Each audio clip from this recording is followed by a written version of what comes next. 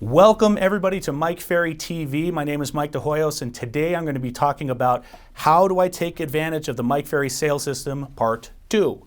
So last week I did a small breakdown of what the actual sales system is, the steps you're going to have to take in order to list and sell a lot of real estate.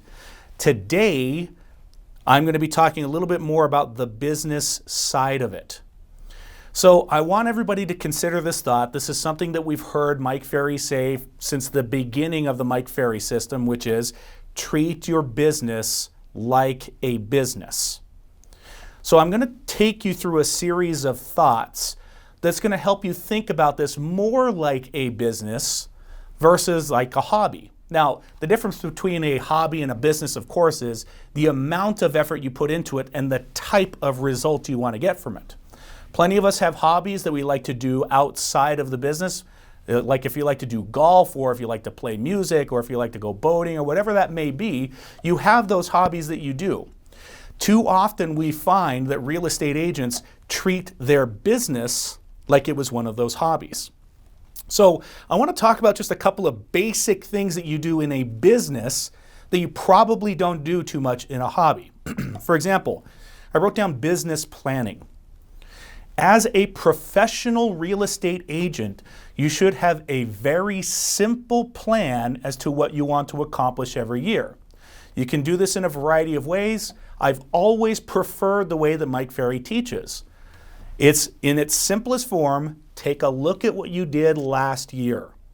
Break down what sources you got your business from and create a plan around that this year. We always tell our customers to shoot for a 20% increase in business from last year to this year. And we tell them to take the sources they know they're going to get business from, set goals for each of those sources, set a plan in place to do it, and then figure out what skills or activities you need to be involved in order to turn those into reality. That's a very simple business approach. If you think of any big business out here in the United States or in Canada or anywhere else in the world for that matter, this is a very simple thing to do. Take a look at what you did last year, use that as a resource to figure out what you're going to accomplish this year, and then put a plan in place in order to make that into a reality. The second thing I wrote down goes right along with it is goal setting. Now, I'm not just talking about the big business plan, I'm talking about simple goals that support the plan. Something as simple as, how many people do you need to speak to every day in order to achieve the goals that you've set for yourself? Obviously, if you are a subscriber to our numbers analyzer, you can use that as a tool to track your progress. Part of goal setting, which is also part of the Mike Ferry system, is to track your numbers as accurately as possible.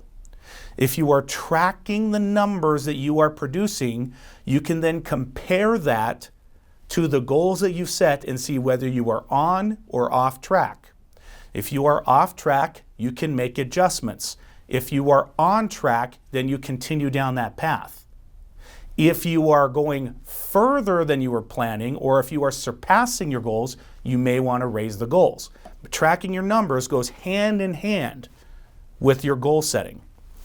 The next part I wrote down is to have business systems. When you take a listing, what's the process that you use? Do you have a checklist of things that you do to make it more efficient? Or are you like most agents and you're running around frantically trying to figure out what's the next step? A good business always has systems for how they get everything done. Let's say you're working with a buyer. Do you have a system in place to make sure that you've qualified them, they've talked to a lender, that they sign a buyer-broker agreement? Do you have a system in place for that? Do you have a system in place to pre-sell them on the types of homes that they are going to go see? To qualify for their motivation so you can find the right homes to show them? Do you have these systems in place? Okay. The next thing I wrote down is time management. Now, I know what we're thinking. There's a lot of people out there who are independent contractors and they say to themselves, listen, I work my own schedule. That's why I got into this business, was so I could have my own free time. Question for you. If you owned a store and you hired employees and they treated you the way you treat yourself as a boss, would you keep them? They show up late, they take long breaks, they go out for 2 hours for lunch, they leave early, and they don't really get a lot done. Folks, how many of you would keep an employee employed if that's how they behaved? Like I said, treat this like a business. How many of you would actually fire an employee who keeps their time the way that you do?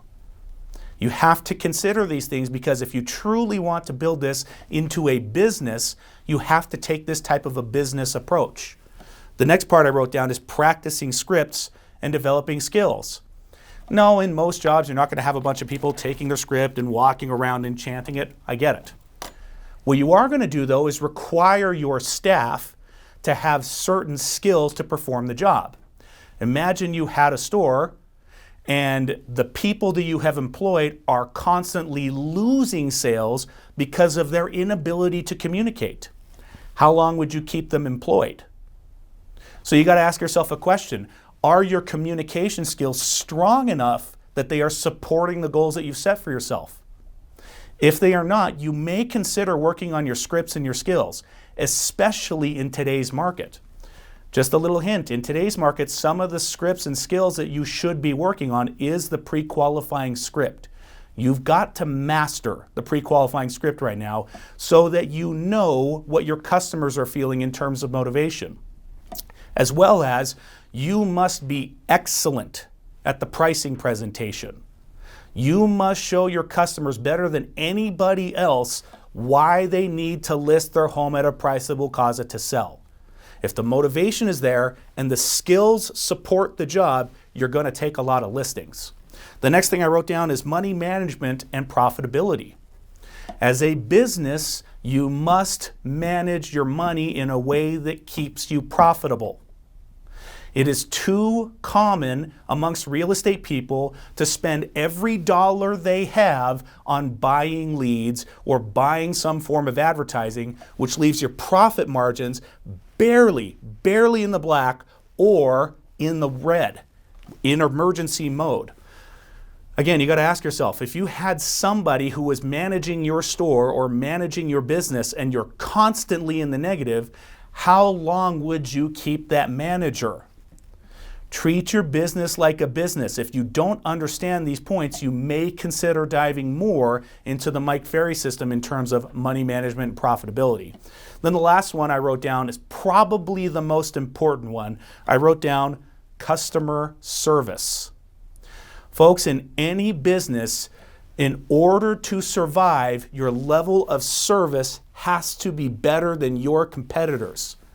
So start asking yourself, what could you do in terms of customer service to improve your ability to perform? Does your communication have to get better? Does your file work have to get better? Does your coordination with different parts of the transaction have to get better? Do you answer the phone when somebody calls you? That's probably the biggest weak point I've seen lately with a lot of real estate agents. They won't even answer the phone anymore. You call an agent, they text you back. What do you need? How can I help you? Folks, is that really top-level service? In my opinion, that's pretty weak. If you're in a position you can't answer the phone, I get it. But for the most part, can we answer the phone?